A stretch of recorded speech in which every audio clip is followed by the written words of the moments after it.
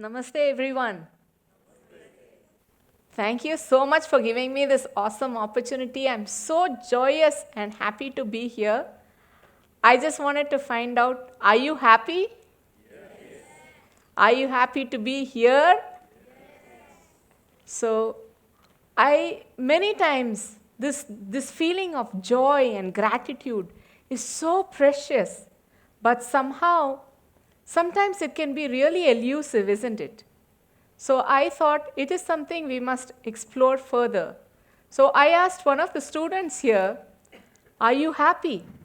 And she said, well, I'm nobody today. When I achieve my goals, I'll become happy. When I fulfill my desire, I'll become happy. And then that made me think, what's that? Happiness is a destination then? So when I get somewhere, when I get something, when I achieve something I feel is valuable, then I'll be happy.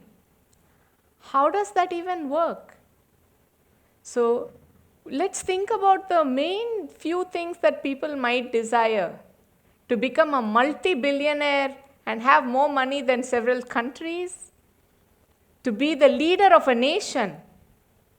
To become the captain of the cricket team, or a huge sports person with lots of fame, fortune, and beauty. And then, do you see any of those people happy? Well, I checked out on Google, and when I saw the people that we're talking about, many of them don't seem happy to me, in my personal opinion at least. They seem to be agitated, they seem to be afraid to lose what they already have, and they are somehow still going after something. So then we need to understand what happiness really is. To me, it is something intrinsic. So if we are going to think that if I get something, I'll be happy, and even then, am I happy for long? I don't know. And for how long? And if I don't get it, then I'm going to be depressed and sad. How does that work? My whole life will become a seesaw of up and down and up and down. Is that any kind of way to live? So should we not try to seek a place of equipoise where, irrespective of changing external circumstances, we can be happy? So then I thought, what we should first see is, before I go after something, before I think something is my desire, I should first see if it is really my desire or something that my familiar social conditioning has told me I should be desiring. Can I first connect with my deep inner self and see if that is my desire? If it will make me really happy. And then for how long? And then if I can stop the seesawing, then I think that would be great. So I want to ask you, when you go through a big highway and there's a curve, how many of you still go wee? Like wee? Do you? That's wonderful. I thought I was the only one.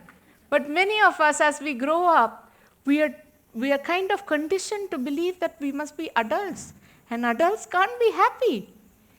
In every moment, there is so much joy to be had. In every moment, my life, I want to squeeze the life out of every moment I have.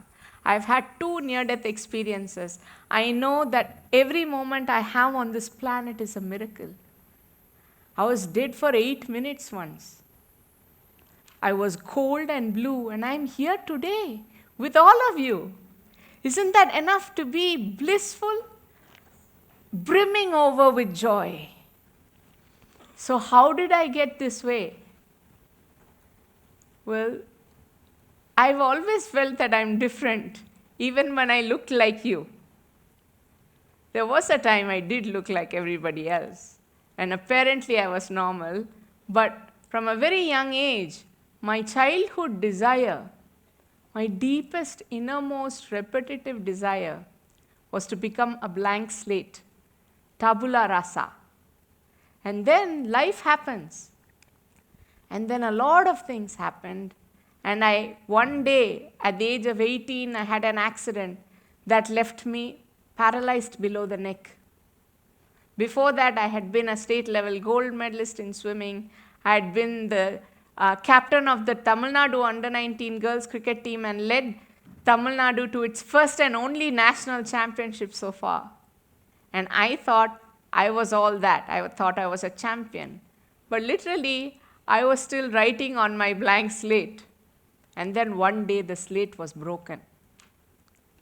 And it was a shock. I was shattered. But then slowly, I learned that actually, the cosmos had decided to fulfill my greatest, deepest desire, to become a blank slate. I had been given the opportunity to fulfill my highest potential. I just didn't know it at the time. Then slowly, when my inner state became that of true joy, true bliss in every moment, then my life's goal, my life's purpose slowly started unfolding. Each time, the catalyst was not something easy. The first catalyst was my father, when at the age of 57, he had a heart attack suddenly, 100% block of all his arteries. But to me, he died of a broken heart. 4 days later, my mother had a heart attack. I had an 80-year-old grandmother to take care of. And I had no hands, nothing. I had no educational qualification. And I didn't know how to run the household. Overnight, I had become the decision maker, the breadwinner. But miracles happen every day when you are in alignment with the cosmic flow. So somebody gave me a speech-activated software and a way to have a job writing content for a website. There it was. What had I done to deserve it? When there is a problem, the answer unfolds on its own, as long as you are living in surrender.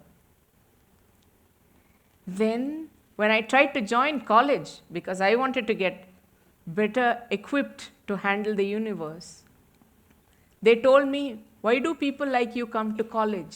There are no lifts, no ramps. Don't join. That became the catalyst for me to start becoming the face and voice of an invisible segment of society, to fight for basic rights like education. And today, there is a viable working ramp in Madras University, and today I have become the first woman with a 90% disability to ever gain admission into the PhD program of any of the IITs, the Indian Institute of Technologies, in their luminous history. And I also became the first Indian woman with quadriplegia to represent India at an international disability conference in the UK. So anything is possible when you are in touch with the deeper cosmic flow. You can call it God's grace. It's like nectar and it's continuous. Anything can happen in the external world. My circumstances can change. I can be in pain all the time, but nothing can take my joy away. And then I came to know that other girls like me are being forced to commit suicide by their own families. That there are no rehabilitation centers for us. That they are being considered a shame, a burden, and a curse. Within a 3-month span of time, 2 girls I knew, they were paraplegics, they were wheelchair users, but they could use their hands and cook and clean and do everything they could. But they were told, no, you don't deserve to live. Poison was left next to them and they drank it and passed away. 2 girls within 3 months. So I started an organization called Soulfree. And today we are supporting more than 3,000 families of persons facing a lifetime of paralysis after spinal cord injury. We are providing them wheelchairs, hospital beds, financial support, medical support. Those who are living below the line of poverty today get to lead a life of dignity and purpose. And then we found that despite all the things we gave, it wasn't enough. They would still regress and get back to bed, get to bed sores and pass away. And I felt so distraught, I didn't know what to do. They needed training, they needed re-engineering, training in how to live and work in the new body. So we started the Soulfree Inspire Center, which is India's first integrated spinal rehabilitation center. I feel it's the world's first because it's the first experiential framework where this body's experience of being in a quadriplegic's body for more than 25 years has been used to ensure that their will to live is restored, that they can become self-reliant from a physiological, psychological, and socio-economic perspective. We get people who have been bedridden for years, who come to us without any sense of self-worth. They come to us with holes in their bodies, with worms in their bodies. And 2 months, 3 months later, they are walking with calipers, with so much self-confidence, and they are able to go out there and earn a living for themselves. And they are able to say, ma'am, today I can not only take care of myself, I can take care of my entire family. And that's my reason for being. And that's why I can, every moment of every day, I feel joyous. I feel blessed. Soulfree is not mine. I am Soulfree's. I'm Soulfree's slave. I'm Soulfree's servant. I feel so blessed to be a hand, an instrument in the hands of the divine. I feel that this life of service that is much bigger than I, me, and myself, that serves a greater purpose, that serves the greater good, is the way to live. This is the way I feel that life becomes poetry. And also, we found that now, when people go out with lower level injuries, they are able to do something with their hands and earn a living. But what about those who can't use their hands? I am not able to keep them alive. So we want to start the Soul Voice Learning Institute and ensure that people who have impaired use of their fingers and hands can get voice-based jobs. We can give employment, we can restore dignity to their lives, and we can keep them alive that way. And then my mother had to undergo, she's now 72, she's still my primary caregiver. She had to undergo 2 surgeries in a year. And when she couldn't take care of me, my nurses, my caregivers refused to take care of my most basic needs. And I had to starve. For 9 days, I went on a water fast. It helps me lose my weight a bit. And that's helpful always. But then I don't feel anybody else should go through that. People should have the dignity that they can take care of themselves. And if not, others will take care of them without making them feel humiliated. So we want to start what we are calling the Soul Care Training Institute, where persons from marginalized segments of society will be given training in how to become sensitized caregivers for those in need. We will be the bridge between people who are not getting dignified work to those who need help desperately. The children of prisoners, LGBTQ community, women who are getting sold into the body trade, they are not getting jobs, and we need help. So we want to be the bridge. And finally, we want to start a self-sustaining village where I can go and live with dignity, because India is 1/6 of the world's population. But then there is not one place where a woman in my condition can go and live with dignity. To me, I know that I have a lifetime of work ahead of me. And in every moment, There is this undying nectar within me that keeps me happy despite any external circumstance. I have been blessed enough to find my deepest purpose. And I invite all of you to look within. If you look outside of you, that happiness will be fleeting at most. It's not there.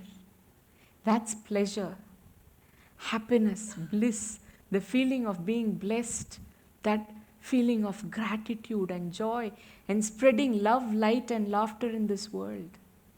That is within us, within each of us, if only we can look within long enough. So please take the time to look within and find that within you that cannot be taken away by external circumstances. That joy is within all of you. And if we do that, if we seek within us, if we find ourselves, if we find our deeper selves, our deeper joy, life will become a better place. The world will become a better place. And all of us can learn to surf through any tsunami that comes our way. And we can all turn our lives into poetry, and all of us can be soul free. Thank you so much.